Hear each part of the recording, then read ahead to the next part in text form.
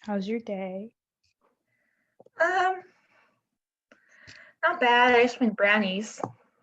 Real Ah, good. sounds fun. Yeah, very healthy lunch.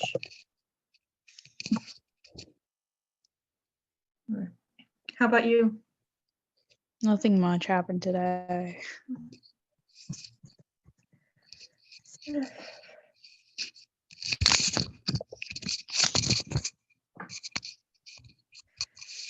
But hey, this is our last full week of classes.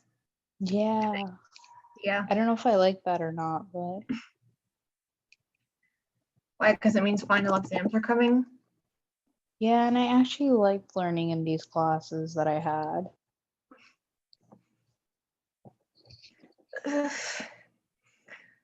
Yeah, I think I got that quantum cryptography lecture today, but I'll have to look back over the notes. Oh, I didn't go to class today. I had something else. Yeah. I have to look at the recording. Was it hard? It wasn't too technical. It was more conceptual because I don't think he completely understands it either. Like, at least quantum, I mean, no one understands quantum physics, but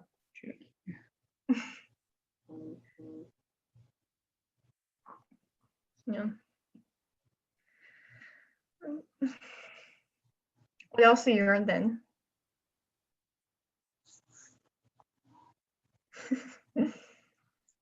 Yeah.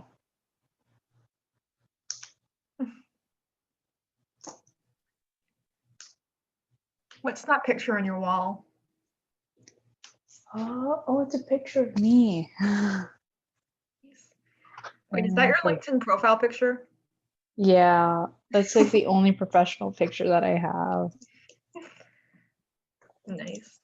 Because they're like, you have to like have eye contact. And I was like, I don't have many pictures with eye contact. Yeah. I still use the same headshot. I took it for when I was running for outreach director freshman year for this club, and I usually use the same one ever since. Like I had a nice white background. Get one. But like when I did one with Sui, I wasn't looking at the picture, so I couldn't use that one.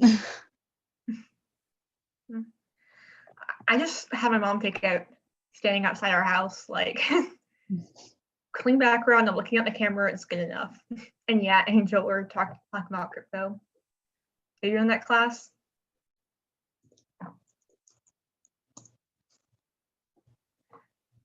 Yes. I really like Guha. Yeah, I like how you like explain stuff. I wish I had like his class was like longer though, so he could like explain more topics. Yeah, he's got a good like archive of notes and stuff though, which I really like. Yeah, that's true.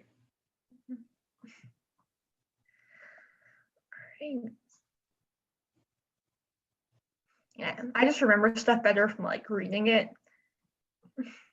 So with his lectures, I try and go, but then sometimes I just go and yeah, sometimes I think he just gets too excited about it, which is nice. Yeah. Hey, Brooke.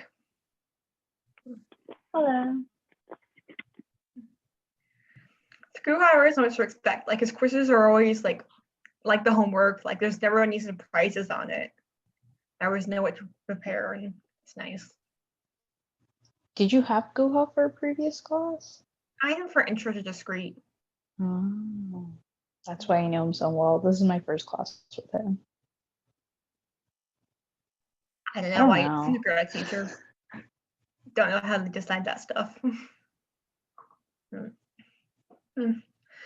right, we've got about 20 people here, so I think we're going to get started. Remember, if you haven't signed in, you can do that. Okay. I think I know the link. That's pretty sure that's the link by now. But yeah, you can sign in. So, the obligatory upcoming events page.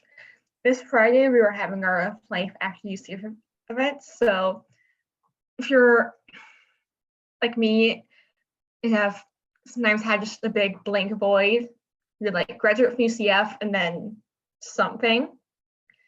and you want to help come and find out what other people are doing during their either their transition chapter UCF or someone probably recently graduated. You can come there. That's an ACM-W event, so that starts at 6. And then I think this Saturday is the study session, and next Saturday is game night. Pretty sure. But it's in our calendar. So, all right. So this is the big map of computer science technology. As you can see, there's a heck of a lot on it. And I tried to cover most of the big areas in this presentation, but we'll see. Also, real small font there. I tried to blow it up, but you have to squint a little. All right. So if any of you have ever looked on the program page for the UCF catalog for the computer science major, they group the electives into 9 areas, and it's recommended that you try and like take 2 to 3 courses in like 2 different areas to gain an in-depth knowledge of it. So we're going to go through an overview of those areas, and then there are some other fun, interesting degree programs I found in the catalog that you might not know about and might want to look into and study. And if it's underlined, this is a link to a relevant page. So when this slide deck gets uploaded, you can go through and click all these nice links for more information. All right. So our first selected category is software engineering. What is it? What can I do with it? So software engineering is all about, applying engineering principles to software development, which means all parts of the software development lifecycle. So first to really analyzing user needs, and designing, constructing the actual software, and then testing it to make sure it applies all those needs. And there's, as far as what you can do with it, jobs you can get with specialization in software engineering are software engineer, which I know is like thanks for pointing that out. So glad I came to this presentation. But there's a lot of ways to combine software engineering with your other interests, because pretty much tons of companies in all industries need software engineers. So you really like, I don't know, finance. I don't know anyone that really likes finance, but finance industry, money, of course, need tons of technology. Also, web development, then there's front end versus back end versus full stack developer. So you've probably seen these in like intern titles, what they actually are. Front end is like what you actually see when you go onto a website or software piece. So like menus and the user interface. Back end is the stuff that happens behind the scenes. So all the like databases and code that helps power that. And then full stack is just both of those things. And quality assurance and testing, kind of the same thing. But if you're like really good at finding flaws in other people's code, then just think about that, because or you really like debugging, you just think about quality assurance and testing, because it's all about like making sure the software actually does what it's supposed to do, like trying to break software, not just to like be an asshole, but so they can make the software stronger. And then these are all the classes. I'm going to mostly kind of skip over these pages because you can always go to the catalog to look at them, but systems management, next area. Systems management, enterprise-wide management of IT systems, usually directed by the organization's chief information officer, which is something most companies have now, CIO. So you can be responsible for things like determining organizational equipment and software requirements, monitoring equipment and users, maintaining the system, all kinds of stuff. And then jobs relating to that are systems administrator, systems analyst. The difference between those for I want to say systems administrator is just someone who administrates the system. Once again, like duh. But all these jobs that you see, I've linked to Technopedia. I'll have like more really in-depth definitions of what they do, because I don't want to like give a full lecture of each job, so we'll be here a while. But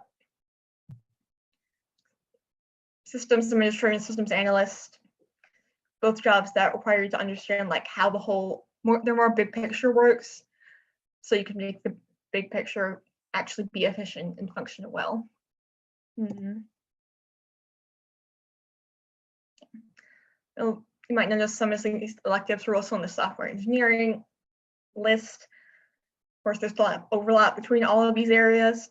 So if you don't know what you want to do, that's okay, because your skills will be applicable to many things. Cybersecurity.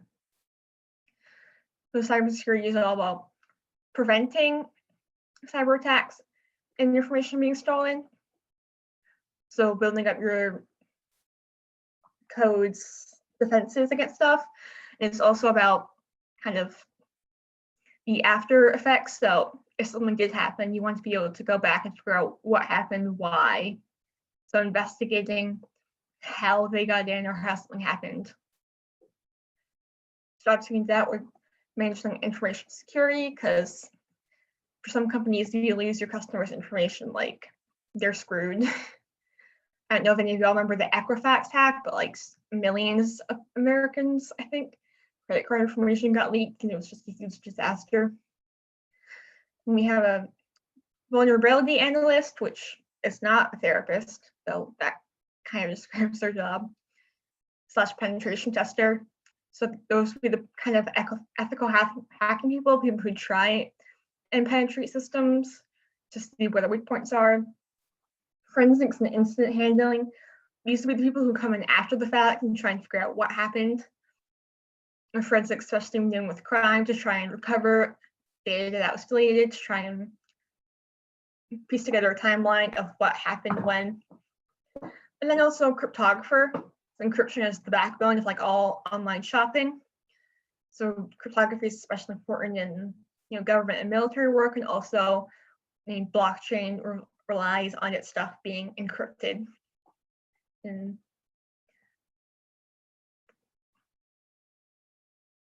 these are the cybersecurity electives.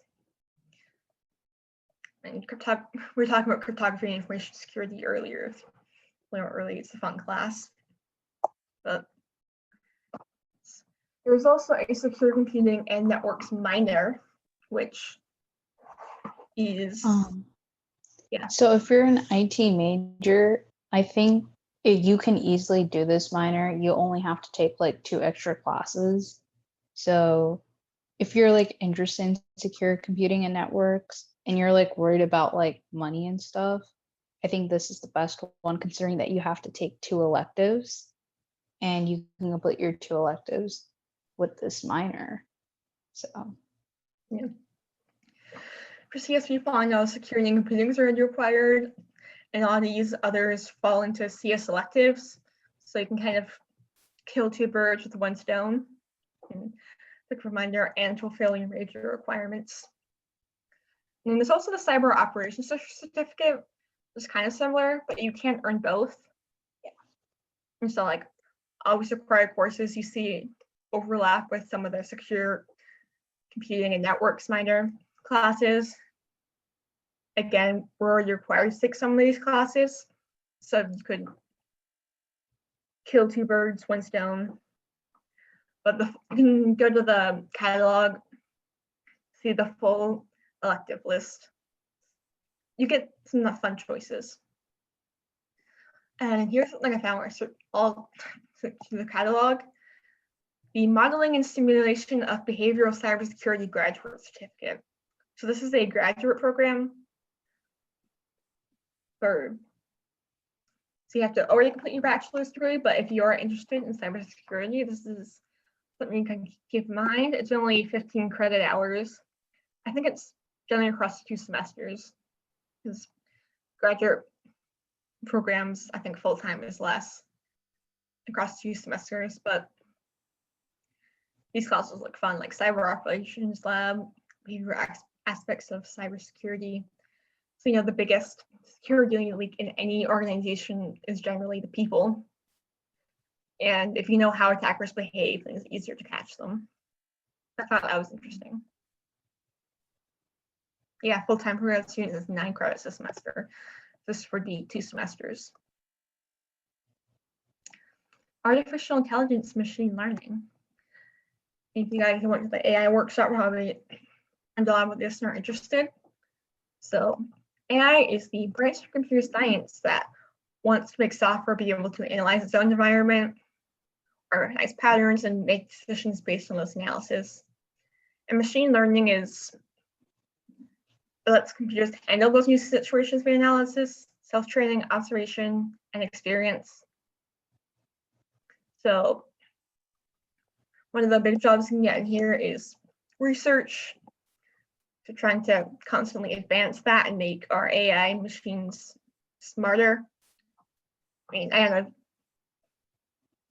smarter, more effective, if you want to call it. Now we have that, I forget what it's called, but that artificial intelligence machine that can play Go and be like the world's best Go master. Go is a Chinese game. It's very complicated. And I do want to point out here, sorry to interrupt, research can be done at universities or at private companies, which you all probably know. But when I went into, when I started looking at computer science as a major, I wasn't aware that you could do research outside of university. So that was something that I learned early on in college.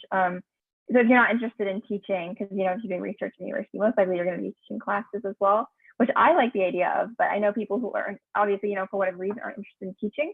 So if you'd rather just focus on research and publishing papers, well, I mean, every big tech company you can think of, from like, the obvious ones like Microsoft and Google to like, I've been looking at, natural language processing jobs. Spotify even has like a natural language processing researcher positions. So basically every big company that uses tech in some way has AI researcher positions. So research can be done at universities or through private companies. Yeah, I think some of the like early big innovations in computing came out of like AT&T's Bell Labs, which I think is closed now, but they did like a ton of cool stuff. And of course, you also have like military research and national US, like in other countries, obviously. But I know about like there's like Sandia national laboratories, which are run by the government, I believe. Yeah. Yeah, natural language processing flows, you don't know, it's trying to make computers understand human speech and actually like understand it, not just be able to like spew back a bunch of words to us that like, because there's a difference between understanding something and being able to repeat stuff back. Like if you've ever been called in class when you don't know the answer, you've probably tried to like say a bunch of words that kind of sound right but don't actually mean anything. And that's what natural language processing is about. So the artificial intelligence electives, graphics and gaming. Now, the UCF catalog page puts these two together. Don't really know why, but I put them together because they did. So in both creating games and computer graphics, you get to be more creative, I think, than other disciplines. So obviously jobs be video game programmer, but that's not even just like making video games, if that makes sense. Because there's lots of different ways gaming can be applied, like education, making educational games or simulations. Like I found an article about how they're using virtual reality to train surgeons because they can practice actually doing surgery on a human body. And it's like way more effective at training them than other stuff. And obviously with graphic design, I mean, so many places need graphic designers. Lots of clubs have a graphic designer on hand to make flyers and stuff. So in lots of different fields, advertising, making clothing, print publications, need graphic designers, print layouts. There's also user experience and user interface designers, you commonly see that abbreviated as UI/UX or UX and UI. But those people who actually like design how the websites and applications we use look. So their goal is to try and make them effective and easy to understand. It's like on your phone, your camera button is an icon of the camera. Easy to understand, everyone knows instantly what it is. Good user interface design. These are some of the graphics and gaming electives. And then if you're really interested in graphics and gaming, there's of course the digital media major and minor. And digital media has 2 tracks, game design and web and social platforms, depending on your interest. So you can check those out in the catalog later if you're intrigued. And then I know how many of you know this, but UCF offers a Master's of Science in Interactive Entertainment, aka video games. And we have the Florida Interactive Entertainment Academy, which is actually like the best in the country and possibly the world, because nearly best in the United States is also best in the world. Very good. And they have 2 tracks, production design, art, and programming. And there are a couple of sub-tracks in production design and art. But it's a 4-semester program, and the last semester is experiential learning, where you can make and publish a video game, actually get publishing experience before you graduate. And they've had a lot of success for their graduates going on to work, especially at EA, because EA is in Orlando, but also at other video game companies. If you want to check out some of the stuff they've made, their games, a couple of their games are free on Steam. So it's Hollowed, Malediction, Along of the Law, all made by FIA, that's what I say it, FIA graduates, and they're all free. I want to check those out sometime. I'll probably post them to the Discord Video Games channel later. Data science. What is it? So data science is kind of a broad field because you need to collect data, use various concepts, tools, and technology to review or analyze and actually like get useful information out of raw data. And it's all about helping individuals and organizations make better decisions based on the data. So you know, oh, this product's really popular, we should make more of it in this location. Or in smart cities, you can use data to help save energy. And it's just, we create so much data now with all the technology that you can do so much for it if you just know how to actually get useful information out of it. Jobs include data architect, which more like pursue big picture strategic goals, a data scientist or data engineer would make those strategies happen, like practically, tactically. Data analysts analyze data. Database administrator administers the database, which is duh, but yeah. All those sound intriguing to you. Read up on them a little on your own later. These are the data electives. Again, plenty of overlap with the other elective areas. It's also an interesting graduate certificate program I found about data mining. It's actually offered by like the College of Science and Statistics, but you need to know a bit about programming and computers because they're the ones that actually do the hard work. And so if you like statistics, I know we have plenty of math minors and lots of us like math. And going into data and data mining is a natural extension of that. And these are all of the required courses. So probably 2 semesters. There's also data analytics master's and certificate degrees. Graduate certificate. These are the 5 courses you would need to take, and then the master's has another 15 credit hours. See machine learning, statistical analysis, data mining methodology, all very important to analyze data. Robots and computer vision.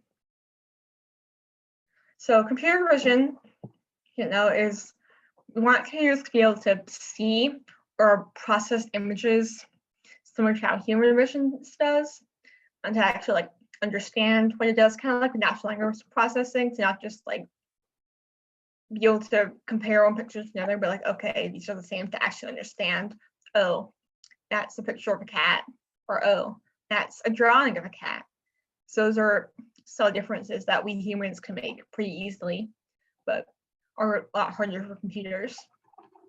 Then robots, not just talking about standalone robots that move around, like I'm thinking of Daleks, Cybermen from Doctor Who, but robots are used in all kinds of settings: manufacturing, industrial settings, military, like for their drones, also hospitals, space has a lot of robots, and of course entertainment, dancing robots, and some Roombas. Which jobs are those? Robotics engineer, robotic technician, which is more like practical, actually making the robots work. Robotics engineer would be more designing new robots. And as always, research. You can go into research in practically like any field in computer science, but some areas it's more prominent than others, I think. These are the vision and robotics electives. And there's also an intelligent robotic systems minors. So if you really like robots, then you should check out that page. Prereqs is just Intro to C or Engineering Equivalent, which most of you are probably either currently taking or already taken. So networks. So a computer network is something that connects parts with distributed architecture, whether those parts made of hardware or virtual logical resources. So when computers were first invented, they didn't have networks. It was just like this one big machine by itself, probably doing math, because that's mostly what they used it for, doing really big, complicated math problems. But now, I mean, you have the internet, which is just one enormous network. And companies all have intranets for their own private networks, and computers get way more powerful and way more cool when you can connect them to each other. Two jobs of that are network architect and network administrator. And I think architect is more big picture than administrator. Administrator would be more about like the practical aspects of making it work. The computer networks electives. Then there's also algorithms and complexity. I didn't make a what is it and what can I do with this page for this, just because I feel like you won't get hired to like just write algorithms to try complexity, and more gets folded into other subjects. Like it's useful to know about algorithms and complexity if you're a software engineer, so you can know how what the algorithm to use for this is, or how complex it is, or artificial intelligence. Bioinformatics, I know I have a friend who she got a dual degree in biology, or she got a degree in biology with a minor in computer science. And she really was interested in bioinformatics, so she works in a lab now. So if you're more interested in like biology with like a computer science spin on it, you can, I mean, computer science is so flexible. You can really put anything with computer science and make it a degree. Like computer science can be applied to anything. But so you can work in all kinds of settings with bioinformatics or anything else that you want to combine with computer science. But that's one example of bioinformatics. She does computational analysis of, I believe, bacteria samples in the lab. So awesome. Yeah, and plus computer science is probably like harder than whatever topic you're combining it with. So like having a computer science background can be more help than having a background in the subject matter sometimes. But also, yes, I'm assuming you can take level 5000 courses as an undergrad, because I mean they're listed on the catalog page for computer science BS. I mean, it might take you a while to rack up their prerequisites for these classes, or you can actually like theoretically take them. You can take any grad classes as an undergraduate. The 5,000 ones, you have to obviously fulfill the prerequisites, and you have to get like a departmental approval, which is not hard to do. You'd probably talk to Heinrich for that. But 6,000 level classes, you can't take until your last, I believe your last semester or two. There's a rule about when you can take 6,000 level. And if you're doing like the accelerated bachelor's to master's, then yes, you can absolutely take master's programs while you're master or 5,000 level classes while you're still pursuing your undergraduate degree. All right, here's some other miscellaneous like offerings by UCF, just because UCF is so huge, so I just finding all the UCF ones took me a while. I'm sure there's more interesting programs out there, but there's things you might not know existed. FinTech minor. This is due. It's all about using computer programming skills, using data analytics and specific knowledge of FinTech to meet the growing need for such services. So these are the prerequisites for business finance. There are prerequisites for that class, but if you're a CECS student pursuing this minor, then you don't have to take those prerequisites. That's important. And then same with the electives, there are some prerequisites for those restricted electives, but if you're a CECS student, don't worry about those. You shouldn't have to take those. So FinTech, financial tech, I think especially like blockchain and cryptocurrency are in there, but so if you like finance and business, you should look into this minor. There is also a FinTech certificate, but that's not available for CECS students. So you want to look at the minor. Engineer leadership certificate in minor. The certificate is 12 credit hours, the minor is 19 credit hours. They must require these courses, and note that these are actually 0 credit hours, so the courses you have to take, but they don't contribute to fulfilling out the credit hours alignment. But especially if you're like a people person and like interacting with people a lot, this could help for you for like management positions.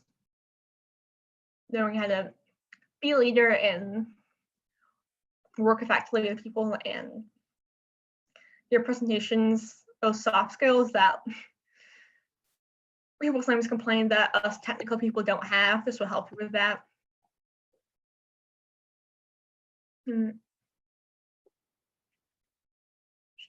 Check that out. Terrible transitions. There's also the international engineering minor, which isn't really actually about like, it's mostly about you're an engineering major and you go abroad, which I know can't really do right now, but hopefully in a year or two, you can do it. So also if you're already fluent in a foreign language, that's great. Take 6 credit hours either of a foreign language, or if you're fluent in the language of the country you want to go to, you can take like classes about that culture. And then of course you have to actually go study abroad and take classes there. Carl, yes, I will be uploading this. We'll be uploading this PowerPoint within a day or two.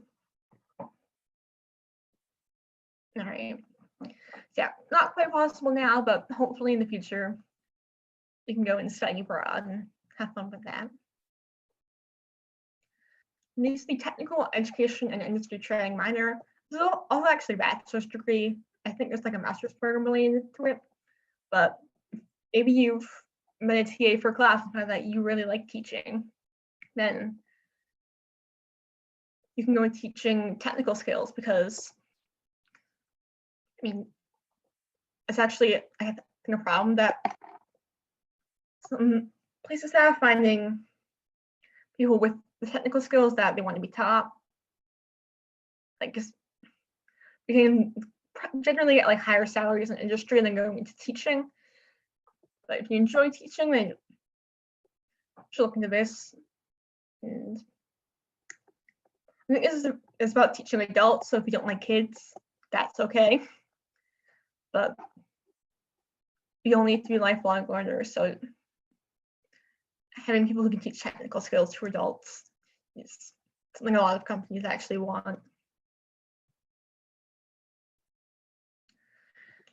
Modeling and simulation master's PhD. I touched on this a little earlier with behavioral cybersecurity, but there are other tracks which include human systems, computer visualization, simulation modeling and analysis, simulation in healthcare, interactive simulation intelligent systems, simulation infrastructure, and simulation management. You can go to the catalog page to read more about each of those, but simulations are useful in tons of different fields. I mentioned earlier how medical schools can use simulations to help teach people how to do surgery. And then modeling and being able to predict stuff is super useful. Rocks in my window. There's also the mixed reality engineering graduate certificate, so that was interesting. But it's basically learning how to work with virtual reality and augmented reality.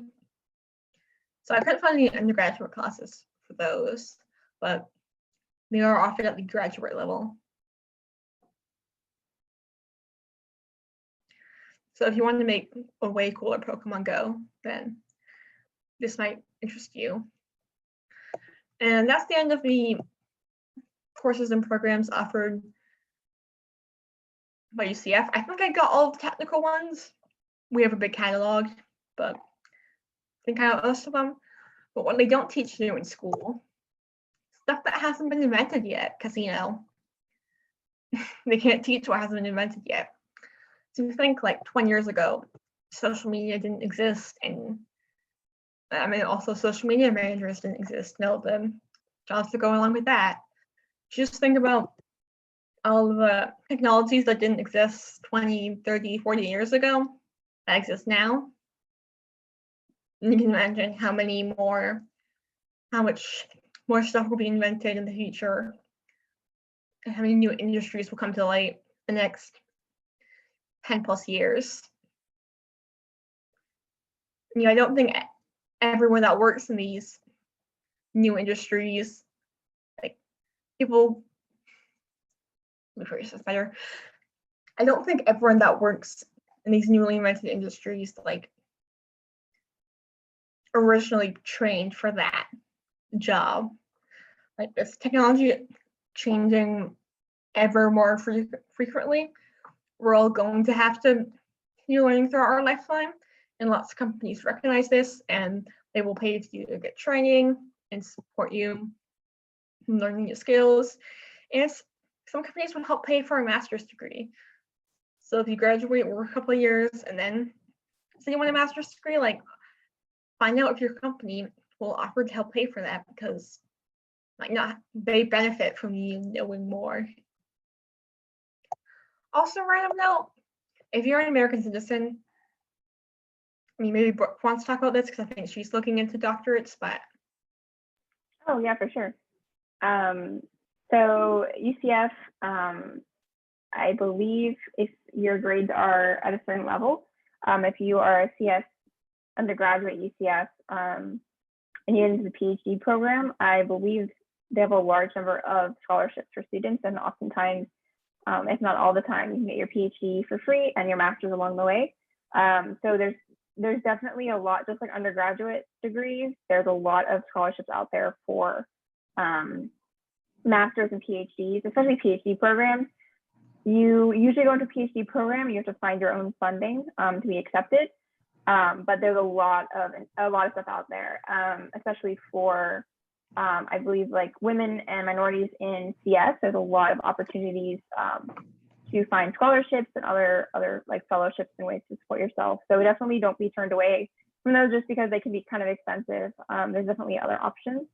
But one thing I would say is a lot of places, I mean, there's no GPA cutoff, but in senior design, we were talking about this the other day, and try to keep your GPA generally. I mean, this is something that I just tell all freshmen, but try to keep your GPA above 3.5 or so. That's a good general, I guess, measure. Obviously, that's not an end all be all. If it's below, because there's obviously your GPA isn't the only thing that defines you.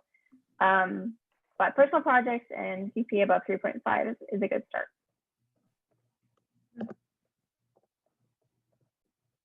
Someone asked, haven't companies cared less and less about GPA? Yeah, for sure. No, I think applying to companies is very different than applying to grad school. I think obviously if you have like a 1.5 GPA, like a company is going to pay attention to that because it says something about you as a person. But yeah, I don't think GPA is by any means the most important. Just like schools are moving away from the GRE, GPA is not by any means the most important thing when applying to companies. A lot of times they'll care more about your experience and your skills than your GPA. But for graduate school and PhD, since it is further education, obviously it's still not the only thing they consider, but it is an important part of your application. Yeah, if you don't have like a great GPA, but you have lots of like projects to show and be able to talk about, and you can like demonstrate competency in the thing they want you to work in, then that makes a big difference because they just want to know that like you can do what they're hiring you to do. So if you can demonstrate that, then you're good. And that's the end of my presentation. We'll be uploading this slide deck within a day or two. I might add some more links for you to go, and if anything caught your interest, go and read into it more. And don't forget, you can always ask in our classes channel or in any of our other channels about some of the electives listed here. Just try and find someone who took it and get their opinion, or just ask for advice in general. We're all very friendly. We'll try to help you best we can. Something else before we go. Oh, sorry. Go ahead. I thought you were done. I wasn't aware of this until this year, but we have something in CS called a special topics class. I didn't know about it, but apparently they have this like basically wildcard class that a professor who kind of wants to try to teach a class in something specific that they're interested in for a semester. Instead of the department creating a new class every time, they have this kind of like fill in the blank class. It's generally a different class every semester. It's generally taught by a teacher who's very passionate about the topic. It's a super neat class. That's how I got to take NLP. Someone said, what are the upcoming special topics? They don't announce, I believe they don't announce them until the semester before. So we only know the one for spring at this point, and I believe it's going to be NLP as well. I think NLP is this fall and spring. Yeah, so they only announce about one semester ahead of time. But it's, I mean, check the catalog every semester. Check my UCF, like we use search classes. I can tell you the course number if you give me 1 second.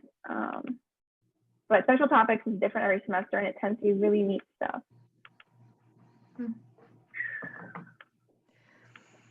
And there are some interesting interdisciplinary courses.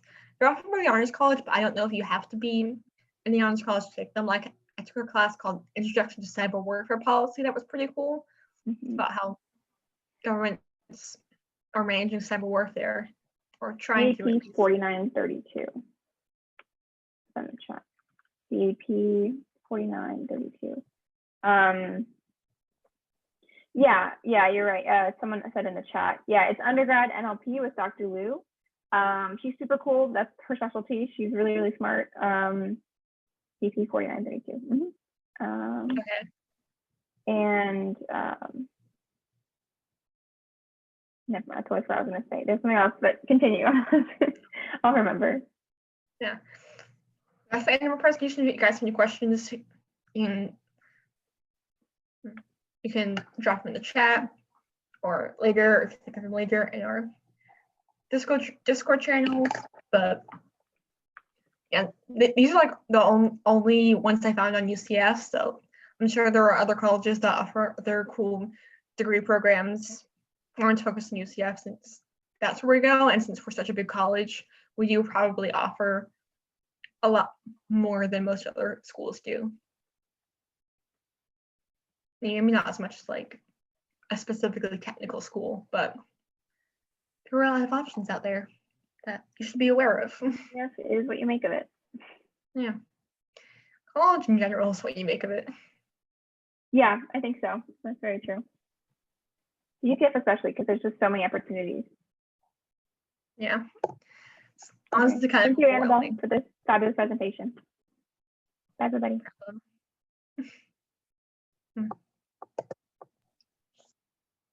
Bye. Don't forget to sign in. I think it's too late now, but Welcome, Frigina. I hope I'm saying it right. Frigina Francois, I think. Yeah. Nice. hey. Okay. Yeah. Yeah. Hey, Natasha, you made it. Oh wait, she left already. Yeah. I always feel like I have to be the last one off. So like, feel weird a job. There's no. I should probably stop recording.